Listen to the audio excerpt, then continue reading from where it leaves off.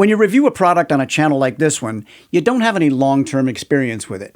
You hope that the real-world experience of the people who buy it on the basis of your review justifies the faith that they put in your opinion. Back in February, I reviewed the U7 wireless microphone system from Xvive. In that video, I compared the U7 to a Royer ribbon microphone, and it fared surprisingly well. If you missed that review, I'll put it at the end of this one to save you looking for it. In the comments and in direct communication, I've heard from about a dozen people who purchased the U7 after watching my video, and I'm glad to report that the feedback has been almost universally positive. People have said that it connects flawlessly and that they've been very happy with how convenient it is to use and how good it sounds. The only consistent gripe that I've heard is that it'd be nice to have a mute button rather than having to turn it off. There was only one person who actually reported an issue. It was a comment in passing from someone who was leaving a stage just as I was getting on. He recognized me from the video, which had caught his attention because he already owned the U7. He said that it had conked out on him twice, and I think on 2 separate gigs. I didn't have time to press him on the circumstances, but the fact that it happened twice would certainly make you feel less confident. So perhaps he'll see this video and leave a comment, as I hope you will as well. Now again, he's the only one I've heard from who's had a problem with it, but I guess the takeaway is that if you use any microphone that relies on a battery and wireless connectivity, it wouldn't be a bad idea to have a wired microphone available as a backup. In keeping with the theme and as a teaser, I've got another product in a similar vein scheduled for review and potentially another one after that, so I'll have some basis for comparison. Here's the original review. There are 2 things you're not going to see on this channel. 1 is a good review of a bad product, and 2 is a bad review of a bad product. If you're new to this channel, my name is Chase Sanborn and I'm a jazz trumpet player based in Toronto. I mainly post educational and sometimes editorial videos about playing music, especially jazz.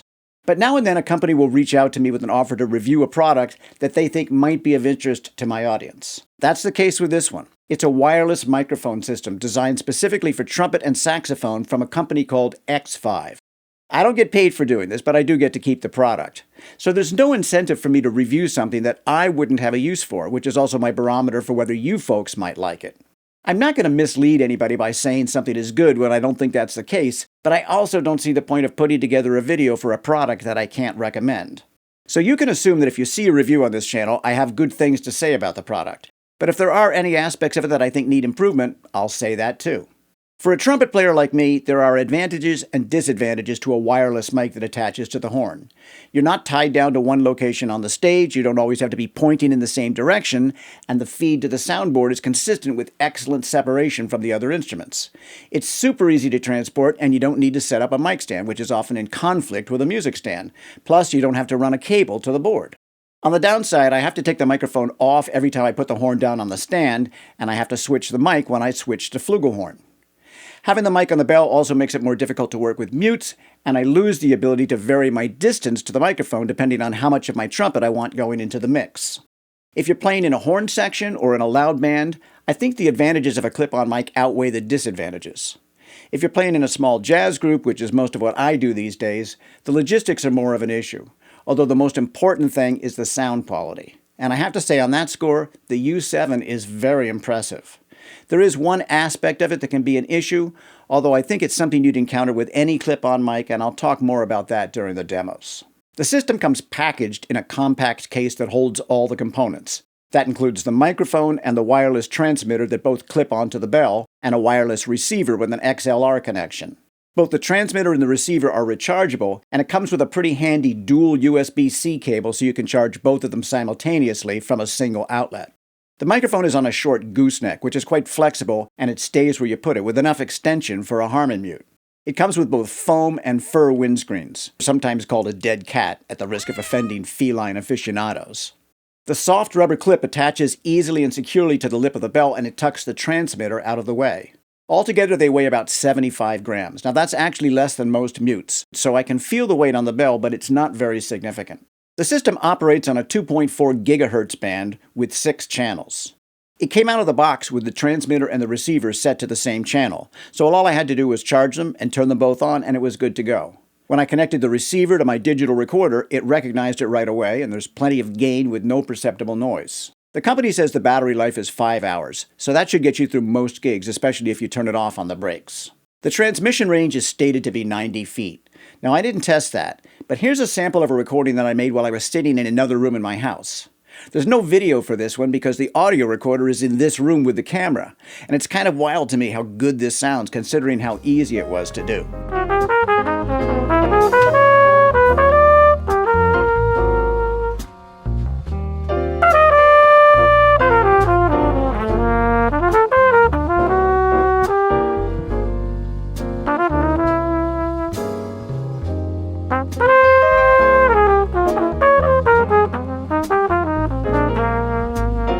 Back here in my studio, I put the sound quality to the test by comparing the U7 to a Royer R10 ribbon microphone. That is really not a fair comparison because the Royer is several times the price and obviously it has no wireless capability. But I've got to say when it comes to sound quality, the U7 holds its own, and you may be hard-pressed to hear the difference, especially if you're not using good headphones or speakers. Let me know in the comments what kind of equipment you're listening on. I recorded demos on trumpet, flugelhorn, and Harmon mute, with and without backing tracks. We'll start by soloing the trumpet, and you should be able to hear the issue with the U7.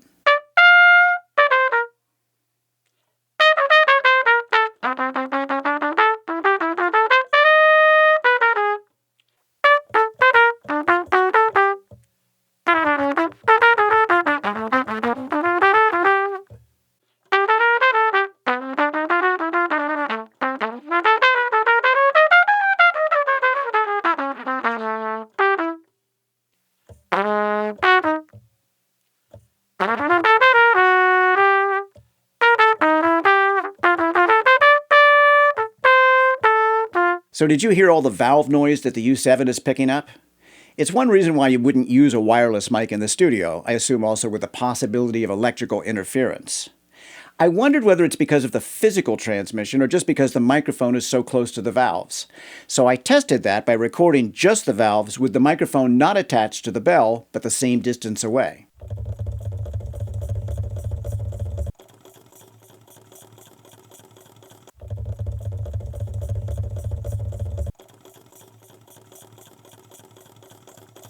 As I hope you could hear, there's a massive difference when the microphone is not clipped to the bell.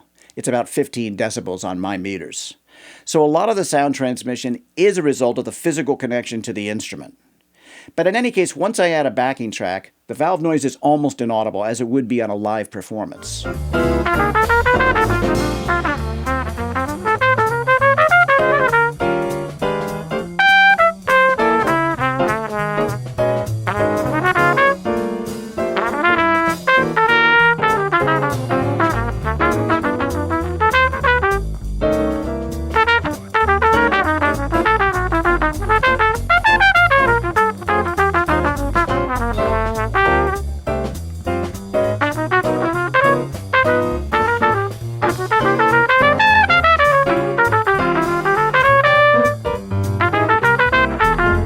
For the next demo, I'll switch to flugelhorn.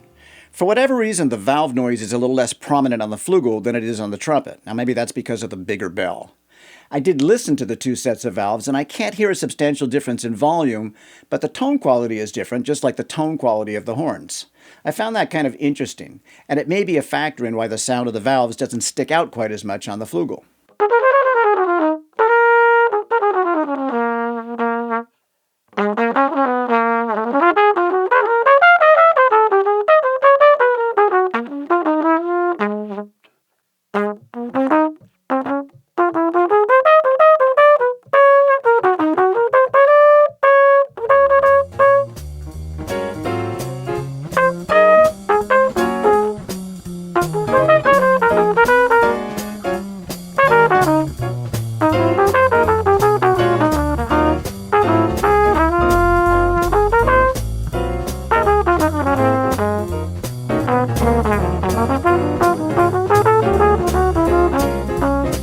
When you use a Harmon mute on the trumpet, you want it very close to the mic to get the full body of the sound.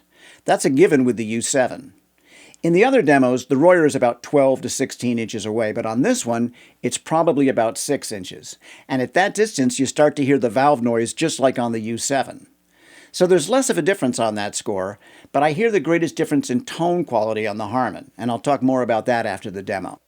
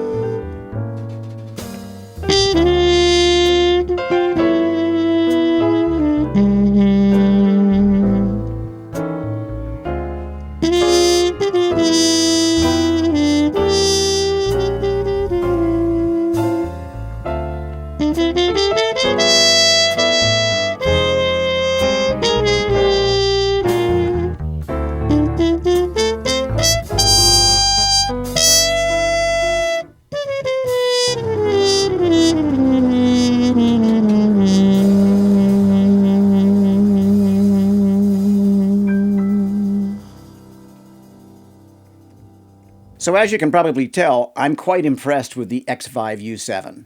The form factor is essentially perfect. I can't find any flaws with the design or construction. The sound quality is much closer to the Royer than I expected it would be. I assume that's a testament to the quality of the microphone and also the degree to which it's been optimized for a horn. As I said, I hear the biggest difference on the Harman. The Royer sounds more accurate and lifelike. In general, the Royer gives more of a sense of the space that you're in. If you've ever been in a recording studio, you know what I'm talking about. It's almost like you can breathe the air that you're hearing. You can hear that most clearly in the opening of the Harman mute clip. When I switch from the Royer to the U7, you lose some of that sense of the room. As far as the valve noise, I think in most situations in which you'd use a clip-on mic, you won't hear it. If you wanted to use it in a situation like this where it might be an issue, then you'd have the option of clipping it onto something else rather than the bell. The U7 mic is optimized for a close position, and my guess is that if you put it as far away as the Royer was in the first two clips, then you'd hear more of a difference. I didn't test that because it's not what the U7 is designed for, but if you were going to use it as a stand-mounted mic, you'd probably want to be pretty close to it. The U7 is advertised as designed for saxophone and trumpet, but I see no reason why it wouldn't work on any brass instrument. It's obviously designed for live performance, but Xvive also pitches it to content creators like myself. Now, given that I make my videos in a controlled environment, I don't see a use case for the U7 here, but I'm looking forward to trying it out on a live gig at some point. But I'm picturing a scenario where someone might want to film outside. With a wireless lav mic for your voice and the U7 on the horn going into a portable digital recorder, you could make fantastic sounding videos out in the forest or wherever. Right now I see the U7 advertised for $220 in the US and $300 in Canada, which is where I am. To me, that seems very reasonable for a wireless mic that sounds this good. As I said, I'm not paid to make this video, and I have no affiliate links or discount codes. So this review is purely to satisfy my own curiosity and yours. And to that point, please leave me a comment and let me know what you hear. Also, please make sure to click the like button so my efforts don't disappear into the algorithmic hole. Then you can watch one of the videos you see up there for more from the mind of a jazz trumpet player.